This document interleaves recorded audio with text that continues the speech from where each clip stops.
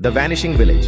एक समय की बात है, भारत के एक छोटे से गांव में, जहां लोग अपने दिन प्रतिदिन के कामों में व्यस्त रहते थे। गांव में सभी एक दूसरे के साथ मिलकर रहते थे और जीवन शांति से गुजरता था।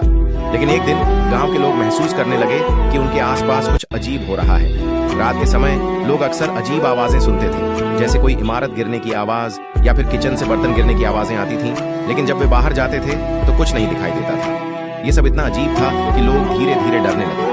एक रात एक युवक ने यह तय किया कि वह इस रहस्य का हल निकालेगा। रात के करीब 12 बजे जब सभी लोग सो रहे थे, वह युवक बाहर निकला और गांव के बाहरी इलाके की ओर चल पड़ा। जैसे ही वह गांव से बाहर आया, उसने देखा कि एक पुराना मंदिर दिखाई दे रहा था, जो पहले कभी वहां नहीं था। मंदिर के अंदर एक अजीब सी चमक थी, जैसे कोई रहस्यमय शक्ति वहां मौजूद हो। युवक ने मंदिर के अंदर कदम रखा और जैसे ही वह अंदर गया, उसने देखा कि मंदिर के आसपास अजीब और रहस्यमय प्रतीक बने हुए थे।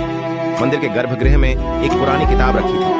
वह युवक किताब को खोलता है तो उसमें लिखा था कि जो इस किताब को खोलता है, वह जो खोजेगा उसे कभी वापस नहीं पाएगा। आश्चर्यचकित युवक ने वह किताब वापस रखने की कोशिश की, लेकिन तभी उसके सामने एक और अजीब घटना घटी। उस किताब के खोलने के साथ ही गांव के सारे लोग गायब होने लगे, जैसे वे कभी थे ही नहीं। युवक को अचानक महसूस हुआ कि वह जिस मंदिर में था, वह अब गांव के केंद्र में बदल चुका था और आसपास का सब कुछ गायब हो चुका था।